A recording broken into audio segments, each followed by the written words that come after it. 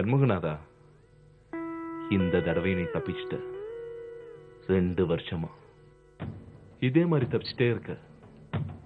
உன்னை கொல்லுன்னு வரும்போது என் மனசாட்சி குறுக்க நிக்குது. ஒரு நாளைக்கு என் மனசாட்சி தூங்க வச்சுட்டு உன்னை நிரந்தரமா தூங்க வைக்க போறேன்.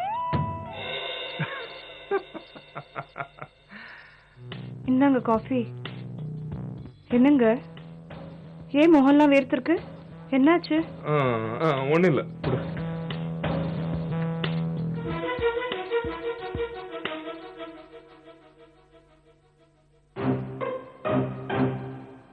கோகிலா, எனக்கு ஒரு உண்மை தெரிஞ்சாகணும். திடீர்னு உனக்கு ஏன் கல்யாணி சீரியல் பிடிக்காம போச்சு? கோகிலா, இன்னைக்கு எபிசோட்ல என்னாச்சு தெரியுமா? கெட்டு போக மாட்டா அப்படின்னு கத்தினிய அந்த கல்யாணி கர்ப்பமா இருக்கா. அவ அபார்ஷன் பண்ணிப்பாளா இல்ல குழந்தை பெத்துப்பாளா? நான் தான் அந்த சீரியல பிடிக்கல நீங்க வந்து உட்கார்ந்துகிட்டு இருக்கேன். அப்புறம் எதுக்கு அது கர்மம் பிடிச்ச கதை என்கிட்ட சொல்லிக்கிட்டு இருக்கீங்க? மதி, உன் ஒய்ஃப் ரொம்ப அழகா இருக்கா. You're also so cute. இது என்ன நன்றி கடனா?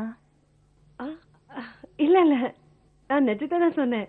அப்படின்னா நீ முன்னாடியே சொல்லிருக்கணும் நீ ரொம்ப அழகா இருக்கேன்னு. நான் சொல்லல, நான் மதிக்கிட்டே சொன்னனே இன்டர்வியூல.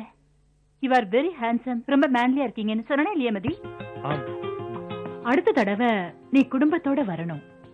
இதுதான் பெரியவங்க உனக்கு கல்யாணம் ஆயிடுச்சா, எத்தனை குழந்தைங்கன்னு வேற விதமா நாகரிகமா கேக்குறாங்க பாத்தியா? சாரி சாரி சாரி, நான் இப்பவே குடும்பத்தோட தானே வந்திருக்கேன். என் குடும்பத்துல நான் மட்டும்தான்.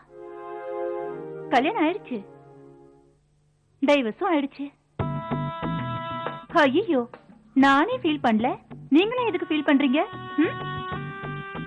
Anyway, thanks for the coffee. Mathi எங்க கம்பெனி கிடைச்ச பெரிய asset. He is a very talented person, very sincere worker. எனக்கு மதி போதும். கம்பெனியை பெரிய லெவலுக்கு கொண்டு வந்துருவேன்ற கான்ஃபிடன்ஸ் எனக்கு இருக்கு. Mathi sincere worker, at the same time sincere husband. வெளியில அழைச்சிட்டு போறேன்னு ப்ராமிஸ் பண்ணிட்டேன். டைம் ஆயிட போதுன்னு கார்ல வரும்போது எப்படி பறந்தான் தெரியுமா? Actually you are very lucky. Mathi மாதிரி ஒரு ஹஸ்பண்ட் எனக்கு கிடைக்கலன்னு உன் மேல எனக்கு கொஞ்சம் பொறாமையா கூட இருக்கு. ஓகே, பாய். பாய் மா. பாய். பாய். அப்படி என்ன வினோதமா நடந்துகிட்டா? தொடர்ந்து பாத்துக்கிட்டு வந்த சீரியல் அவ பார்க்க மாட்டேங்கிறாளே. ஐயோ, இது ரொம்ப டேஞ்சர் ஆச்சே. உடனடியா ஒரு டாக்டரை பார்க்கணும். அப்படியே அங்க பாரு.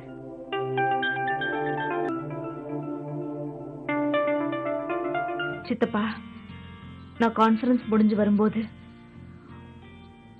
வாசல்ல நின்னு வரவேற்பீங்கன்னு ஒரு நம்பிக்கை, ஒரு கனவு இருந்துச்சு.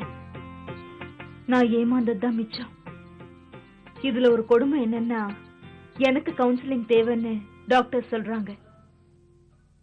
சித்தப்பா, உங்க கை அசைஞ்சது, நான் பார்த்தது எதுவுமே பிரம்ம இல்லைன்னு எனக்கு நல்லா தெரியும். நடக்கிற ஒவ்வொரு விஷயத்தையும் பார்த்தா எனக்கு சந்தோஷமாவும் இருக்கு, கவலையாவும் இருக்கு. சித்தப்பா,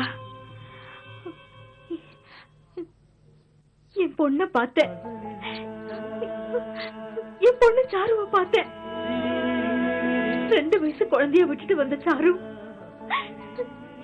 இப்ப 20 வயசு பொண்ணா வந்து நிக்கிறா. என்ன நானே பாத்துக்கிற மாதிரி இருந்தது. ரொம்ப பயமா இருக்கு.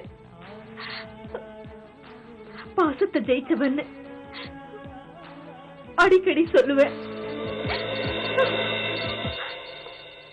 ஆனா இப்போ பாசம் என்ன ஜெயிச்சிருமோன்னு பயமா இருக்கு சித்தப்பா. அதுக்காக நீங்க கவலைப்படாதீங்க. இந்த கம்பெனி, கவிதாவோட நல்வாழ்வு, இதெல்லாம் தான் உங்க கனவுன்னு எனக்கு நல்லா தெரியும்.